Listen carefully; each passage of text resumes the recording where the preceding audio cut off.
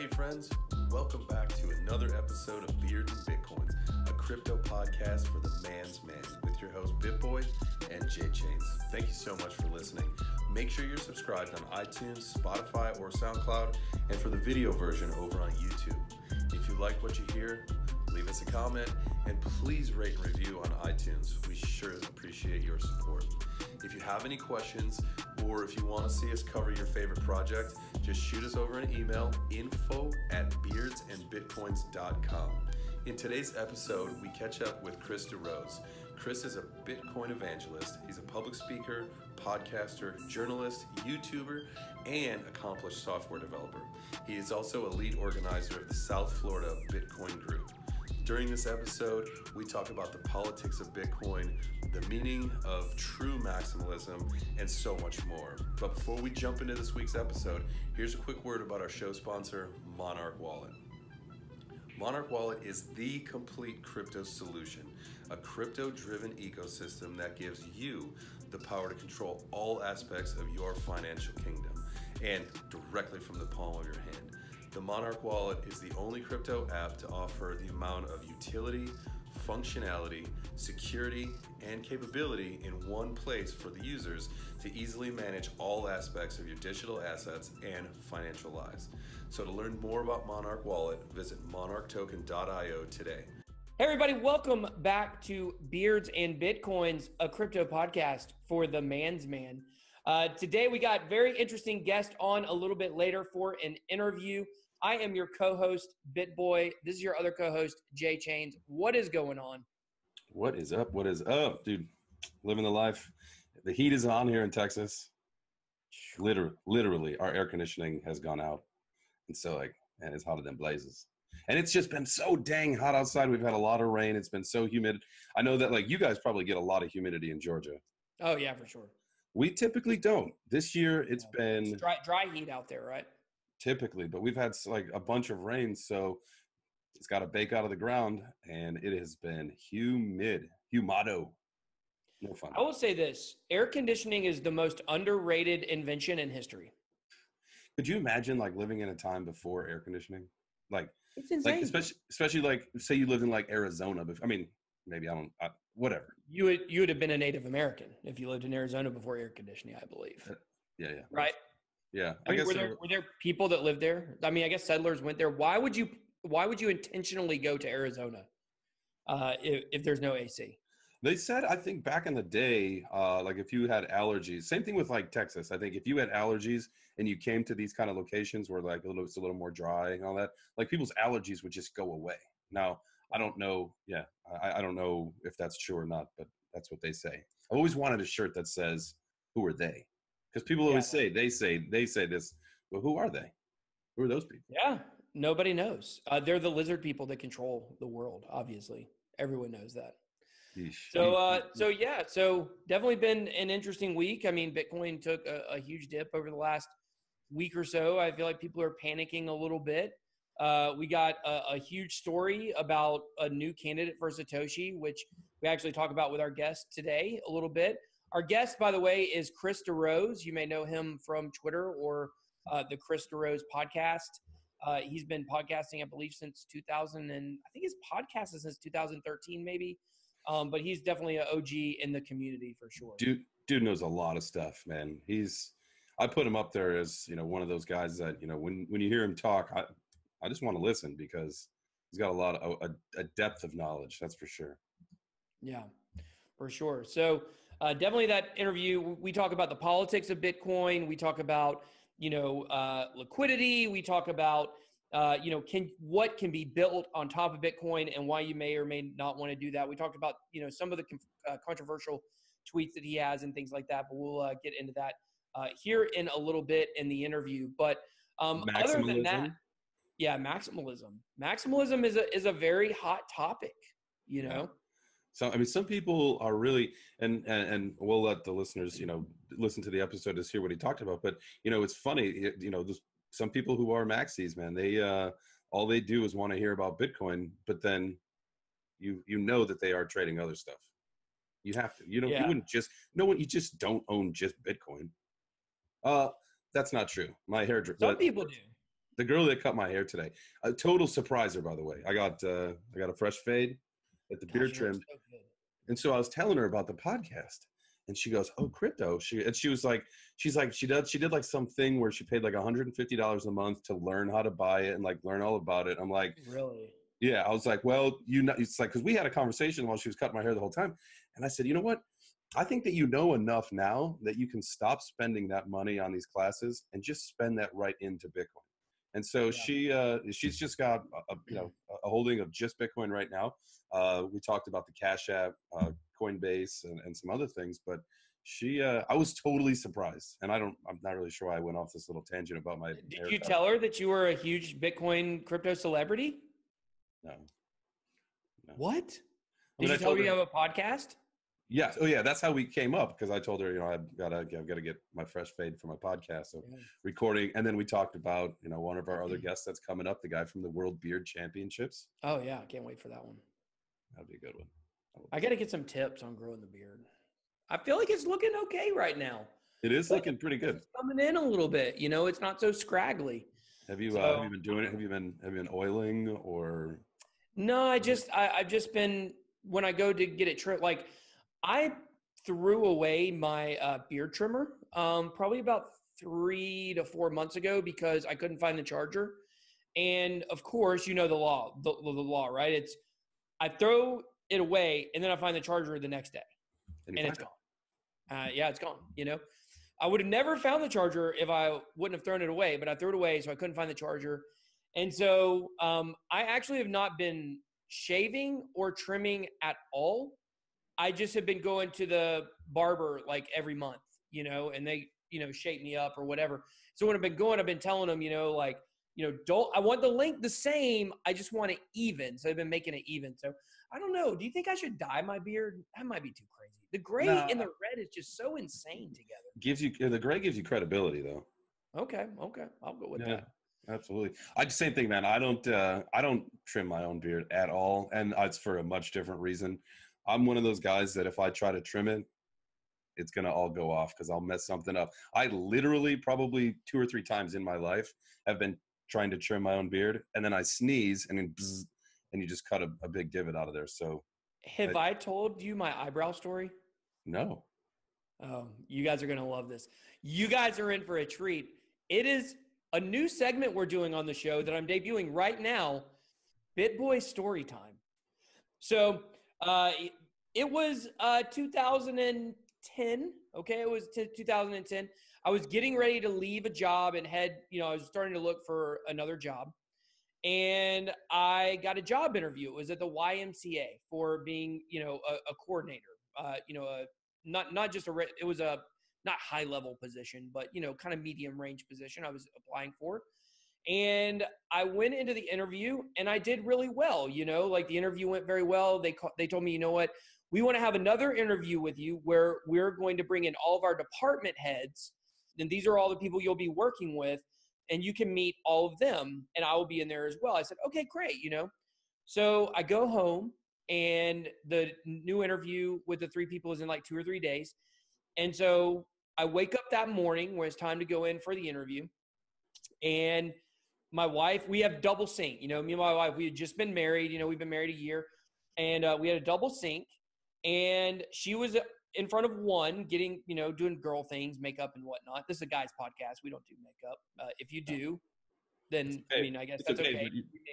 We may not be the podcast for you. So on my side of the sink, I'm over there getting ready and I got some trimmers, And so I have my head down like this and I'm trimming my eyebrows. And I thought I had remembered I had my trimmer on a certain setting. And so I'm holding the clipper and I leaned down and I thought I had it on the right setting and I go, zoop. And I looked up and I had one eyebrow. I completely shaved my eyebrow off. It was this one. This eyebrow was completely gone. Whoop. My wife laughed so hard. Still to this day, she will tell you it was literally the funniest thing that had ever occurred. So not only do I have this job interview coming up in a couple hours, but in my old job, I was still working and was still planning on working there part-time for a little bit longer. And we had staff pictures that day too. Oh, brutal. So we go into work and we work in the same office, and I am facing my little cubicle and I will not move. And they're asking me questions from behind me and I won't turn around, and then finally they're like, why are you not looking at me while you're talking? And I finally turned around, like had one eyebrow, and they were like, oh my God. So it was the funniest thing ever. But more importantly, I had this other job interview and I had to make a decision. I had 3 decisions. I could either go in and try to just play off the fact that I've got one eyebrow. I can shave both eyebrows. That's what I would do. Or when I could also either color it in with a marker, because some girls do that. Some girls' eyebrows are actually marker. You may not know that. Or tattoo. I could try to get a fake one. Now I looked into the fake ones, and the fake ones were like $100, and especially at that time in my life, I could not afford a fake $100 eyebrow. So I made the decision, some may call it ballsy, to walk into an interview with someone who I just interviewed with a couple days ago and knows what I look like with one eyebrow, and have a respectable conversation with 4 people with one eyebrow pretending that I had 2, and I did it, and I got the job. Nice, man. That's a good story. Yeah. So it didn't come up at all. They didn't ask you about the eyebrow. Well, I got the job, but I ended up not taking it. So I'm sure if I would have ended up taking and accepting the job, we ended up being in some transition at that time and had moved and done some different stuff. So it didn't line up with what we were doing. When I interviewed, I thought it was, and then, later on our circumstance changed a little bit. So I'm sure that if I would have actually worked there, it would have came up and we would have talked about it. But it's weird. Like I went there, got the job, and never had to reveal to them that I, in fact, did have 2 eyebrows a couple days ago. But you shaved it off. Man, I like that. That's a good segment. Maybe I'll do a story next time.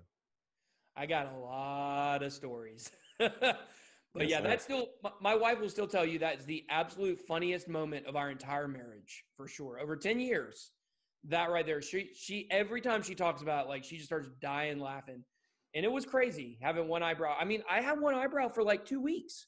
It took 2 weeks for it to really grow back respectable. I mean, was it just like after a couple of days, just like a little bit of stubble? Yeah, I mean, it was. So when I say I shaved it off, it was equivalent of like if you do, your head shaved with no guard. So there was a little bit like you could see where it was supposed to be, which made it even weirder. Like there's some guys that don't have eyebrows. Like I don't know if you know Charlie Villanueva. He was a basketball player. Like the dude had no eyebrows, and it doesn't look that weird because like you just it looks a little off, but they don't have eyebrows. But imagine talking to someone who has eyebrows and then the next day they're missing an eyebrow. It looked absolutely insane. Are there pictures of this? No, thank God there are not. I don't know. We did not take the staff pictures. I told them I would not take those pictures. So that is weird. I can't believe we don't have a picture of that now that you're mentioning it. It's so crazy. I'm sure your wife's got one somewhere that she just like looks at and laughs, which is when she needs a laugh.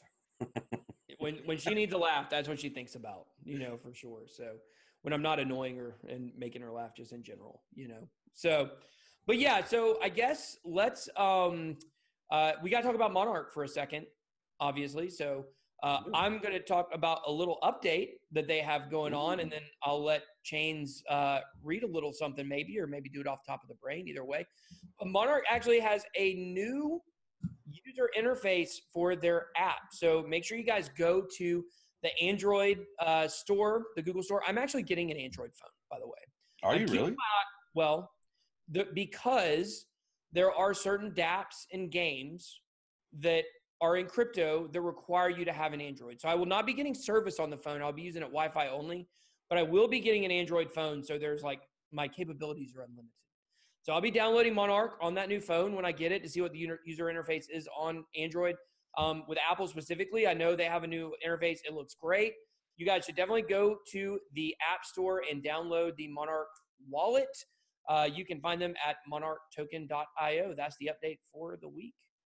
Not your keys, not your crypto. I'm sure you've heard by now that with the Monarch wallet, you own the keys to your financial castle. We're bringing the best of all crypto services in one place, the Monarch wallet. Send, store, and receive thousands of cryptocurrencies. Also, qualified people can buy and sell and earn up to 7.1% interest on their crypto. The decentralized Monarch wallet has a built-in decentralized exchange, so you can quickly swap tokens right from your wallet. If that wasn't enough, it has a portfolio tracker, among many other features. Check out the website for more info today, monarchtoken.io. Guys, we are pleased to be joined today by Chris Derose. You might know him as a podcaster, a YouTuber, also, definitely been involved in Bitcoin for a long time, and not just investing, but has been actively involved in the community. So Chris, we're really glad to have you today. Thanks for having me on. Yeah. So give us a little bit of your background, how you got, the typical questions, how you got into crypto, and, you're probably maybe have one of the longest running podcasts. I think you're taking a break right now, but one of the longest running crypto podcasts. So tell us just a little bit about that. Yeah, absolutely. I got into the space in 2011, which makes me a fairly older-timey Bitcoiner at this point. And we'll call you an OG.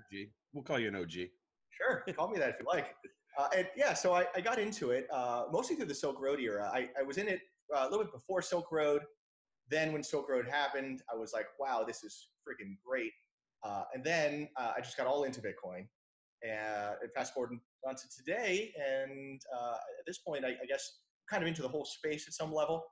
My heart's probably in Monero at this point more than anything else. But obviously Bitcoin is great and the scene is fun. Yeah, so you have a lot of what I would consider to be knowledge about the politics of Bitcoin. And that's something that I feel like your average, certainly your average person invested in Bitcoin has no idea. I would say even your average content creator, whether it's podcaster or YouTuber, doesn't understand a lot of the politics behind Bitcoin, Blockstream, kind of what happened when Roger Ver split off, even though he Bitcoin Cash split off and then he followed it. But I just kind of want to get your perspective a little bit about kind of how the politics of Bitcoin have changed since you first got interested in Bitcoin. Sure. Well, geez, that could be a long story or a short one. I'll give you a, yeah. It's a deep question. I mean, certainly we don't have to hash over every single occurrence that's happened, but I do think this is fascinating, because a lot of people have no idea the stuff that happens that, goes on within the Bitcoin inner core community, I guess you could say. Yeah, well, in the beginning, there was Bitcoin, and it was good. And over time, it became a nonstop process of, in my estimation, demographic changes, power moves, reassessments of the identity, formation of new identity groups that would be contingent on the previous identities, and on and on. I mean, it's a hard thing to summarize in brief, but I guess the way to probably say it is there was a land rush or like an oil field rush or some such thing. And with the enthusiasm and with the potential, we saw every kind of speculator, get rich quicker, anarchist, weirdo, Tea Party conservative, libertarian, and on enter the space looking for some explanation as to what it is that's happening here, only to find an explanation, be unsatisfied with that explanation, and then proceed to change some fundamental component of the space, mostly without much success, but sometimes with success. That I guess is the general overview. Very 10,000-foot interview.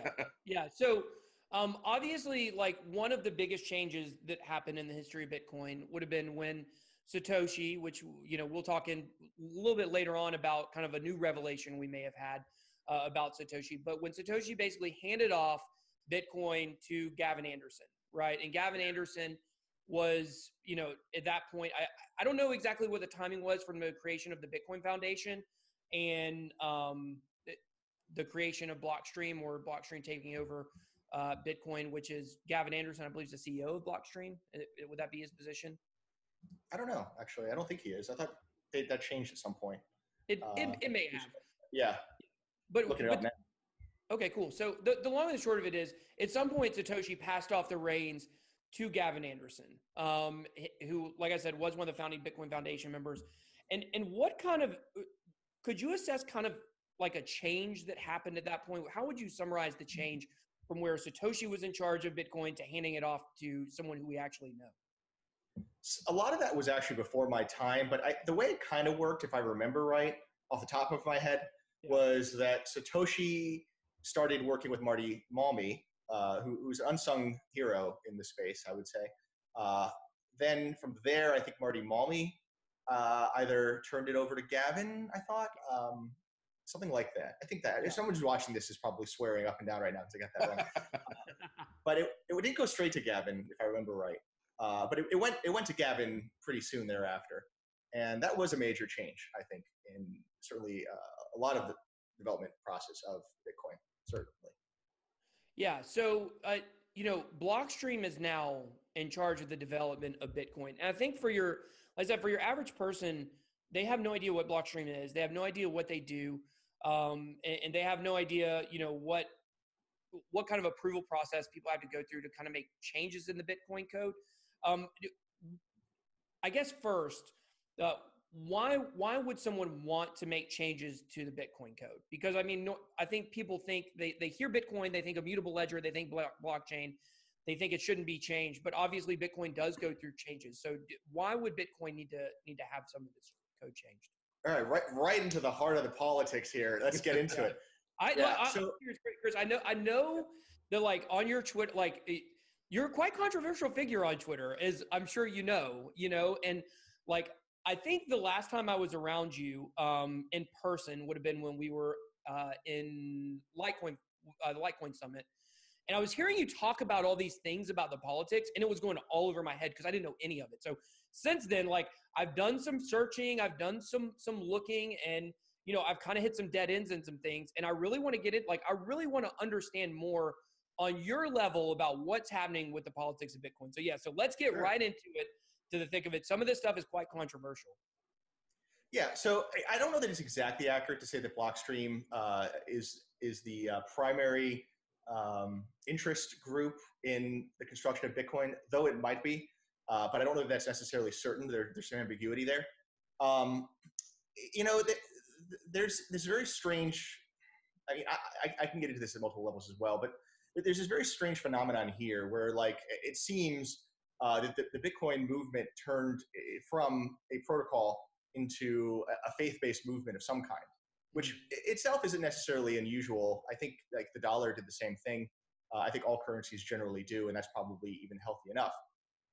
However, in the case of Bitcoin, it seemed that the faith was predicated on this no leaders or anarchy movement that was, I think, more popular at around 2013, probably. Decentralization in its purest form.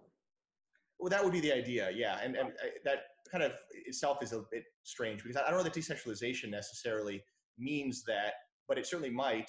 If you ask 1,000 people what decentralization means, you'll get 1,000 different answers. It's very similar to freedom in that sense. What is freedom? And you'll get all these answers. And they're like these Schelling points in our culture that represent some affinity or some value that is an ideal, oftentimes, that coagulates the population around this goal. We see this historically many times where there's some notion, oftentimes religious, oftentimes heritage-based. And I guess here in the space, it was this no leaders thing. Right. The no leaders probably arose as a result of the libertarian demographic being as, how to put it, regulation averse, I would say.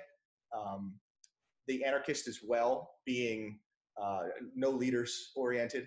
And I guess this decentralization theme as well, probably. So it all kind of correlated in this coalesced to this no leaders thing.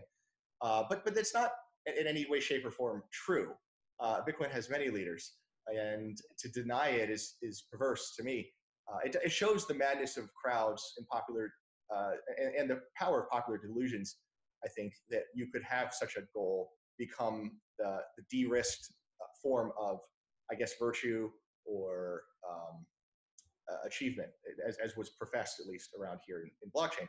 So you had, and funny enough, you had people who were proselytizing the virtues of sound money, which was defined by having no programmers, and then also, I guess, having this sort of willed ignorance about the mutation of the code that was actively going on. And in a lot of ways, like that's a fairly theocratic kind of idea. I think we sort of saw, along with this zeal and zealotry and faith, this ignorance, which is the ignorance that the code is never adjusted.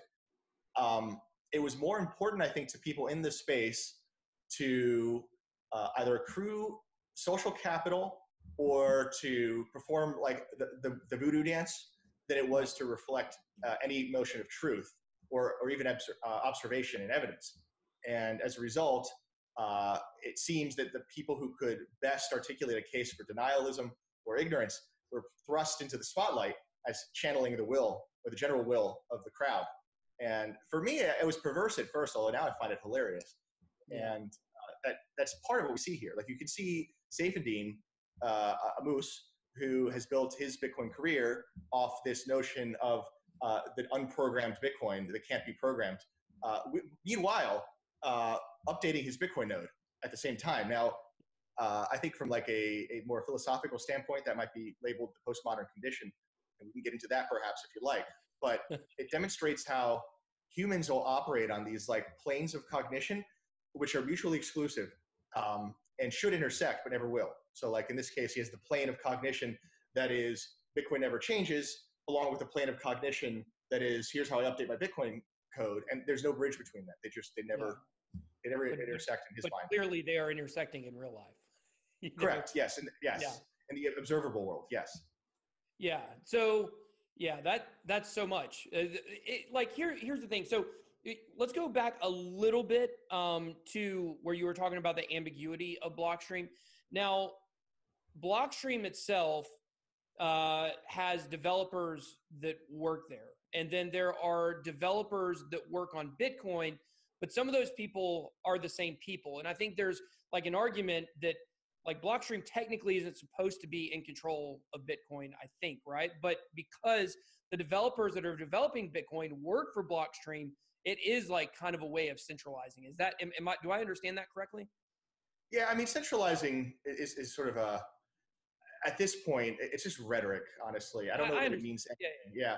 So like anything can be said to be centralized or said to be decentralized, depending on the willingness of the audience to engage in, I don't know, magical thinking in all likelihood. I mean, you have to consider like at the heart of Bitcoin is this contradiction that Bitcoin has no authority, but meanwhile, there is necessarily some necessary standard that is Bitcoin.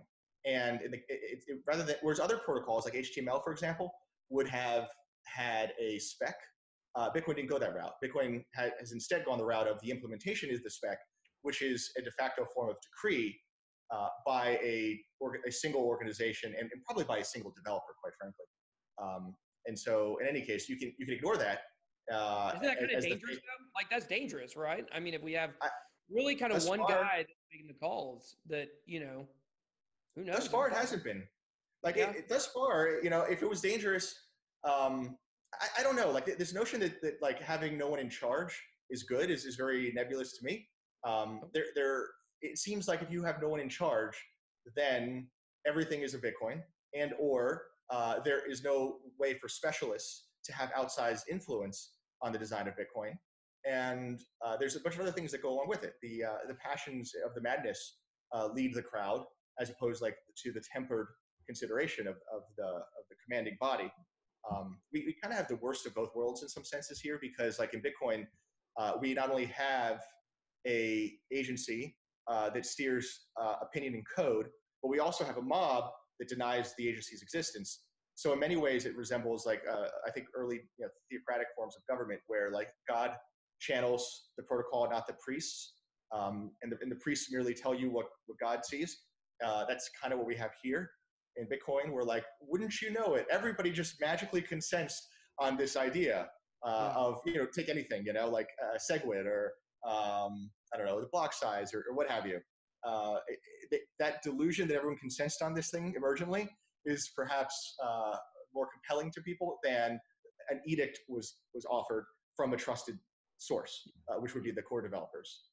And I think that this, when you're talking about this mob, like that's something I feel like I've been encountering a lot with people that talk about that are, especially the hardline maximalists, they talk about Bitcoin like it's an entity. Like Bitcoin itself is a thing. And you see Pomp say this all the time. Like, I love Pomp. Don't get me wrong. I'm not saying anything bad about Pomp. He's been on the show. But, whatever, this, Bitcoin doesn't care about this. Like, well, Bitcoin's not a thing. Like, Bitcoin's not a person. Bitcoin doesn't think on its own. Doesn't have. It's a god. It's a god. It's like saying the honey badger does. I mean, it's like Zeus don't care about. You'll notice that a lot of the ways in which the madness of crowds or any group of like incited mob works is generally around these themes of like superpowers. So like Bitcoin, proper noun, agency on its own, very, very much like a stand-in for God and representation of the mind of the person who says it, I would suggest.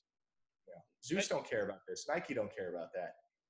Bitcoin especially as we move more towards, a godless society, not speaking for myself. 100%. Absolutely. That's we move towards very that. Like, well said. Yeah, there's a need to latch on to something somewhere, and so yeah, I feel like a lot of people, like when you hear the hardline maximalists talk about Bitcoin, they really do talk about it in that light. And I guess that leads me to, kind of the next thing I want to talk about, which is, I talk to Bitcoin maximalists. I know one very closely, and, good friends. Like, we can talk about ideas and it's fine. But, in a lot of these conversations I had, especially at Consensus, when I was, at the Block 1 party, or not Block 1, that would have been the EOS party, the Block Party, I guess you could say. I talked to a few maximalists, some that maybe people would recognize on Twitter, and I kept getting the same question from them, which was, what's the use case of altcoin X, and what can it do that Bitcoin cannot do? And the argument is that anything can be built on top of Bitcoin. Any altcoin application, whether it's smart contracts or anything like that, can be built on top of Bitcoin. And so I want to know your perspective on that. Do you think Bitcoin is the end all be all and that everything can just be built on top of it? And then I guess the second part of that would be, if that's the case, then, what does that kind of look like for the future of cryptocurrency? Yeah, I mean, the first thing I would say is there are no Bitcoin maximalists. That is a dead movement, which might sound a bit egregious, but you should consider that the history of Bitcoin maximalism started either with me or somebody, with my co-host at the time, or certainly with people around me, and it was a coined thing. And if you look at the neologism, I had no idea. But that's very interesting. Yeah, so Vitalik coined this with a very specific definition. And then, like many things in the recent years, it blockchained in the sense that the definition became increasingly vacuous as people found it easier to redefine a word than to comply with the definition. Until now, if you look back at the original definition, what you'll find is that nobody who's a maximalist complies with that definition. So what happened there, I would suggest, is that you had a demographic which were really like adhered mostly through snobbery, or at least like in-group elitism, I would say. Of like the true form of the cryptocurrency person. And the tenets that the group had was almost entirely irrelevant. It was mostly a matter of like who their friends were, and if their friends said they were this thing, then they were. But the original definition said it was morally repugnant, effectively, to have anything but BTC. But lo and behold, ask every single maximalist at this point what else you have bought and sold, and what has made you money, or what you hold, and they'll all have this like very hilariously dismissive, like, wow, I just this that doesn't count. It's like, no, that thing actually means you are not a maximalist. You just defeated the entirety of whatever you thought. Money, I like to trade. That's right. What Right, but that's no longer maximalism. That they're in-group maximalists is what I would suggest. If you don't know what in-groups, out-groups are, it's worth looking into. Bitcoin maximalism is just in-group maximalism. They are steadfast and solidly with the in-group. Whatever the in-group might be that particular year. It's also, should be said, very much a group held together by disgust. If you have a low disgust ratio, you will find yourself a maximalist. So it's a bit, in my mind, disingenuous to say that the people with a low disgust tolerance are maximalists, but that is generally the adherent quality you will find in these adherents, is that they won't tolerate things. They are effectively intolerant, and anything that is deviant is disgusting. So that's kind of what like maximalism has become, and that's really dumb, if you ask me. But they're welcome to challenge this. Usually they block me very quickly, and they do not like you. Yeah, I mean, because like facts are disgusting. Like that's the deal. Yeah. That's what makes them facts. And I'm sorry, but like broccoli is good for you. It tastes bad, but that's why it's good for you. Working out is good for you. I'm sorry, it's annoying to go to the gym, but yes, that's what's good for you. And so like, you know, you find yourself in these rooms effectively of children who don't want to be told that they have to like do their homework. And then you tell them to do the homework and then they block you for being annoying. And it's like, okay, well, I guess you don't have to do your homework, but that just means I'll take your money, which is what happens now. Yeah. In any case, like in Well, most people don't like being told. People don't like being told that you're in, you know, you are in a group and you'll do whatever that group says. People like to think that they have independent thought, you know, and so I think when you start to group them and say there's no more maximalists or this or that, you know, they want to fight against that because they would be like, well, I'm the outlier here, you know, but in reality, like I read stuff you say and like a lot of stuff you say, I don't agree with every single thing you've ever said. I mean, that would be disingenuous, but in general, like I kind of line up with a lot of stuff. I do think it's all about a narrative, you know, it's all about a narrative, what Bitcoin is, what it's about, what the future is. It's like being in a club, you know, that really is what it is, you know? So, yeah.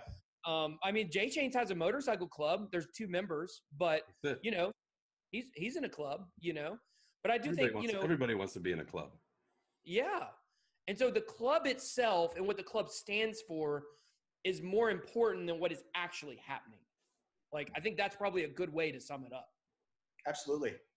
Yeah, I mean, your question was, I think, regarding more specifically, like to the maximalist claim that this other token either can be better achieved with Bitcoin's functionality or some such thing. And like addressing that point to me, my easy answer is that the technology is completely irrelevant, which is a bit sobering and unfortunate in many ways. But I think currently, if you look at the non-speculative consumption of these tokens, it's close to zero. It is entirely a matter of speculation, which I don't think is a bad thing even, but it means that the technicals are literally irrelevant. And we can like talk about that maybe if you'd like.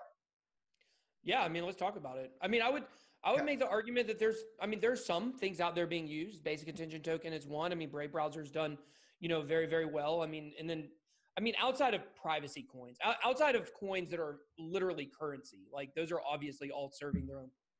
When we were talking about utility tokens and things like that, like I can point to a few, I would think, that are actually doing something. But I mean, yeah, the vast majority of the market is speculative. And I've said that I believe that in the next bull run, Cardano is going to do phenomenal because it has no product and it has nothing to nitpick. You know, like we've got Tron and Ethereum, you can nitpick stuff about it. I mean, they work, you know, but like with some of these that don't have anything, you know, it's you know, what are you going to nitpick, you know? Yeah, no, I mean, that's a very fair point. Well, I mean, let's take a token. Which one do you think is a very well used one right now? I mean, the first one and only one that really comes to my mind that's being used, actually, I would say basic attention token, you know? Okay. So when's the last time you used basic attention token? I receive them for tips on my page, on my channel. That's pretty much it. I mean, I get them obviously I get referrals when people download it from my link in my video description and stuff, but I actually have tipped. I've used it to tip other people. I've done it on my channel, on live streams and things like that. So the tipping mechanism, I guess, is really what the use case is right now. Now, you can also watch ads through the Brave browser and earn the tokens, but I've never done that. Okay, so yeah, so I think what you've communicated to me, as I've understood it, is probably less to the effect that you've spent the token in any utilitarian sense. It seems that you've used it, at least in the utilitarian sense, as a form of currency, which I think is a very like steadfast and very real utility for these offerings. But I don't know that it's entirely fair to say that you've like burned the BAT token or consumed it per its original intent. It generally seems to be the case that the function of these tokens is, in fact, liquidity and liquidity alone. So like very few people will be burning BAT, is my suspicion, or buying BAT is either to run their website or to improve their browsing experience, save for the functions that a currency would provide. And that's true of like Ethereum. It's true largely of Steemit, I would say. Steemit might even be an exception. I don't know about that. But there's not many exceptions. And when there are exceptions, you're talking about a user number that's like very, very low. Certainly, relative to competing technologies that don't use tokens. And that's okay, by the way. But that I think points to the technicals being irrelevant. If liquidity is in fact the product, then there's really no reason Bitcoin's better than anything else, other than the degree to which it facilitates liquidity. And then you end up with, in my assessment at least, a conversation about the first mover advantage, which is fine. It has that. But advantages are not guaranteed. So like that needs to be considered too. It's not the first mover guarantee, it's the first mover advantage. So Ethereum has first movers advantage on decentralized platforms, but I believe it will get past one day, because I think there will be better ones that rise up. Sure. I mean, again, there's, in my estimation, very little to do with the technology. So a better one would be whichever one attracts the greatest amount of fools, and generally that would be like whoever produces the most extravagant claims, which is kind of like what you generally see as like a theme. So like Bitcoin was very rote. Then you had a number of things between Bitcoin and then Ethereum, but Ethereum kind of really stepped it up and said, well, not only can we do this, but we can also run all the applications in the world without servers or something. And so because the nature of that pitch was extraordinary, that created a greater amount of liquidity in that particular offering than most. So it received a return. And then EOS comes along, and then it's Ethereum 2.0, and it can do everything Ethereum can do plus 10x. And like that, in my estimation, would be the nature of a lot of these products going forward. We'll see. But yeah. So let me see if I can summarize kind of what your answer to that question is. Basically, Bitcoin could do what any of these other ones do. It could be built up, layers on top of it. However, there's really no point to it. And, I would add on my perspective also that, there's so much money behind these other companies and these other projects and platforms that alone will keep it driving forward. There's no reason really to build everything on top of Bitcoin. Like, what do you think that is kind of your perspective on as well? Well, I don't. It's pretty close. I mean, I would say that there really is no reason to build. Even I take it one step further.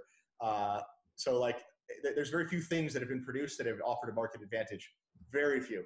And so it's more about the presentation. And so, but you don't feel like, do you not feel though that that's where we're at right now? But in 5 to 10 years, I mean, if you would have gone back to we'll say the internet, that's obviously the example that everybody uses for everything, in comparison to cryptocurrency. I mean, in the 80s, there were networks, the internet was there, but there was no way to really, use it. And then eventually Netscape came along and kind of tied it all together. And I can kind of see that with dApps, with decentralized applications. Number one, there's a huge reaction going on right now in the world to censorship. We're being censored everywhere on social media. Our privacy is being stolen, so, arguing the definition of the word decentralization aside, there's a reason to have things that we actively use that are not doing those things, that are not censoring us, and that are not, buying and selling us as commodities, or our data as commodities. If there's something that comes together that's able to tie together all the decentralized applications to where we have decentralized social media and it's usable, because right now it's not usable really, they don't have the popularity that obviously Facebook or Twitter enjoys. You can't see a day where that will matter and those things will, be used. I think that's the biggest question mark in all of crypto, I believe. Right. So the two things I would respond to that. Number one, why don't we have that already then? In the sense that we do have these sort of technology. We've had blockchain in the effective definition as of now for 30 years, I would say, or more. Oh. Meaning the definition of blockchain that was around from 2008 to 2012, yeah, that was new. But then as the definition changed to, I guess, I'll use Facebook as a perfect example of that. Facebook is, last I heard, their cryptocurrency offering now is a blockchain. But everything I've seen from this is technology that's been around since AOL days, or even before. So then the question, why don't we have dApps per this definition? Or is it that we are already in the dApp utopia? And I would say yeah, we are already here in the dApp utopia per the definition of blockchain that's conventionally used now. So there's nothing about Facebook that isn't decentralized at this point. And then the question is, so then why doesn't Facebook host uncensorable YouTube videos? And that's a good question. And we can ask why. There's a bunch of easy answers, but I'm a little bit, what I think is I'm seeing happening right now is the regulators are getting wise. The international politics are getting very constrained. Like that's a very onerous and deep issue. And so I don't see that the regulatory functions that most of these currencies have promised are able to be delivered, particularly given the state of community management. So there might have been a route where some notion of community inclusion happened, and the maximalists were the kind, nice people that everybody wanted to play with online. That did not come to pass. So instead, we have fragmentation and a lack of community focus. And when I look at projects like Tor or BitTorrent, and then I compare it to like any of the crypto projects, it seems as if we are weakened easily without much power, and probably unable to deliver a lot of the quote unquote like 2012 definition of decentralized solutions that we originally claimed to offer. So that may change, but I'm a little bearish on that, fortunately. Though, as a quick aside, some of the most decentralized successes are completely unheralded right now. So like Mastodon is killing it, I think, in terms of like decentralization achievement, as is BitChute. And both of those operate without any token of any kind, and Tor probably as well. So it's in the ways that decentralization has been heralded in the past, we have achieved some degree of success by foregoing blockchain, and that's the way it is. Maybe we'll see. So do you think that crypto is really just a giant money grab? Oh, I know it's a giant money grab, but I don't think it's just that. Like do you think it will at some point, or do you think it's a possibility of an eternal money grab? Well, we all hope it's eternal. I don't know if it will be. Yeah. I mean, liquidity is a product. That's the deal. And what's interesting here is we have in the modern world, I'm studying this very hard even right now. And I don't have good answers. I don't think anybody does. But we have this sort of like ability to, I think, manipulate cognition in a way that we've never had before. It used to be that in order to program humans, you had to really go through a lot of hoops to do that. You needed to get authorization from like an FCC, and you had to run like a television network with a startup cost of, I guess $1 billion. But now here you are, you're doing this. I'm doing it right. Yeah, right. Exactly. Yeah. Right. And so like that's really new.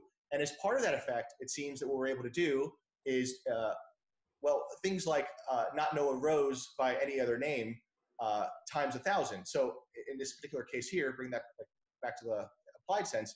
If enough people call ones and zeros a rock, it seems that the regulators will believe it's a rock. And we've seen that in the form of like the CFTC offering to regulate these ones and zeros, which is fairly unprecedented. I think that they've regulated like carbon offsets, maybe. That would be the only other time that they've done this. And you see also like the SEC believing that this is some kind of commodity and not a security of any kind. So like that's really interesting. And yeah. I don't think that's something we should be like dismissing. That's like, it's unfortunately, if we were better organized, it shows that we could actually do a lot of the stuff we want to do. But because we have these like strange mystics amongst us who seem to lead the deranged and the I guess the gullible, we aren't very organized, and so instead we just we have 7,000 different tokens. So everybody split between what they want to. Obviously the majority of people would be towards the top. Well, definitely appreciate your thoughts on all that. Before we go, definitely want to ask you about story that broke this week about Paul Satoshi Calder LaRue possibly being Satoshi. He's in prison. He's a government informant. Could tie together some loose ends between him, Craig Wright, or between Satoshi, Craig Wright, and Dave Kleiman. Want to get your thoughts on this story and what you think. I guess that's the same thing. Your thoughts. Yeah, we have like this sort of quasi-election process that we do every few years, where we elect a new Satoshi to be the one that represents perhaps the real Satoshi. I don't know, but this Satoshi is a good Satoshi. There are things about this Satoshi that I like. I think his how to put it, his spirit as the rebel is something that I like a lot. It's a little bit perhaps more in line with the spirit that I came here for. His pedigree checks out too. He is a cryptographer who's delivered subversive solutions in the past, and in ways that I think check out with the Satoshi story. Not only in the ways that the media is reporting currently, but even some of my own like unofficial metrics. I really would love to see the TrueCrypt source code, and it's been on the list of things to look into to see if anybody has that. Is like TrueCrypt version 0001 source code available? Does anybody know? If you're watching this, let me know. What we would look out for are some of like the Satoshi hallmarks. So like carriage returns after functions that are like 3 or 4 carriage returns on average. And a few other things in terms of like the coding style that I don't remember off the top of my head. But we would look for something like that. Yeah. It also, he's a Windows dev, which was good because the first Satoshi release was Windows code. And there's a few other things like, I like that his pedigree is roughly British, or he has like a British intersection, because there's a very strong case to be made that whoever like the real Satoshi is, he has a British pedigree, not only in the style. I've said no American ever has used the word bloody. Or shunt.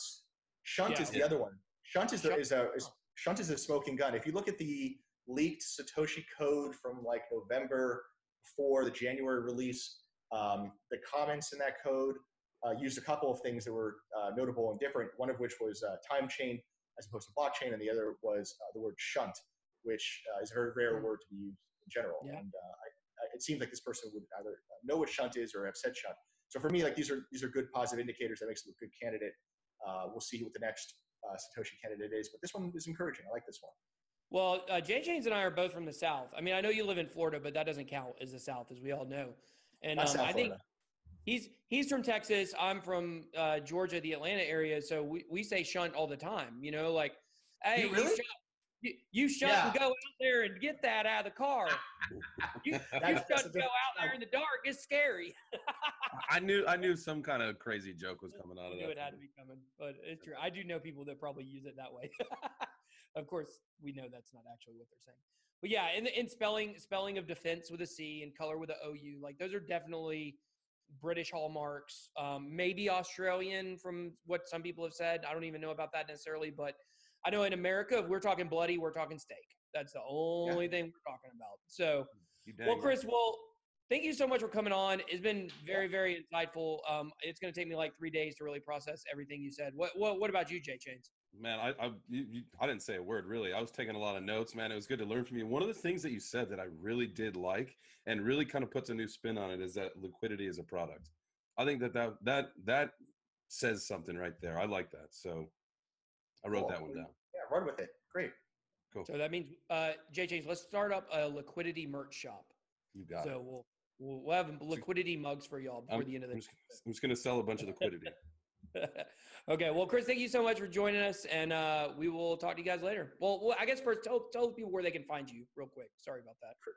ChrisDerose.com or Derose on Twitter. Cool. And we'll post some links so that people can, if they want to find your stuff, they can click right to you. Awesome. Thanks, guys. All right. Thank you so much. Good chat with you. Well, guys, that certainly was an interesting interview with Chris Derose.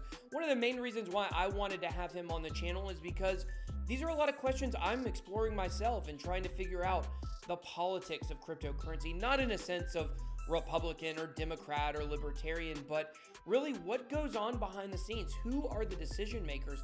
I think if this is something we're investing our whole lives into, which as a content creator in cryptocurrency, I know I am. I'm investing everything in crypto, not just financially, but my time, my family, my future. Everything right now for me depends on cryptocurrency. I want to know who are the decision makers when it comes to changing code for Bitcoin. What is the future of cryptocurrency? What is the future of utility tokens? What's going to happen when, there may be a bubble that pops? I think these are all interesting questions to explore. So definitely appreciate Chris coming on the podcast and talking about those things.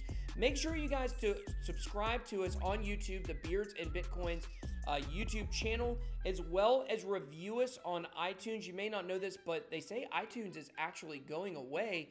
They will have a specific podcast only section or app coming soon. They already do have the podcast app, but it's going to be more expansive in the future. So definitely be on the lookout for that whenever that happens from Apple and we have to maybe relaunch on that platform. So make sure you guys are reviewing us anywhere you can review us. Subscribe to the channel. You can find Chris Derose at Derose. That is his Twitter handle. You can find the Beards and Bitcoins Twitter handle at Beards Bitcoins. Thank you guys so much for watching. We will talk to you guys later.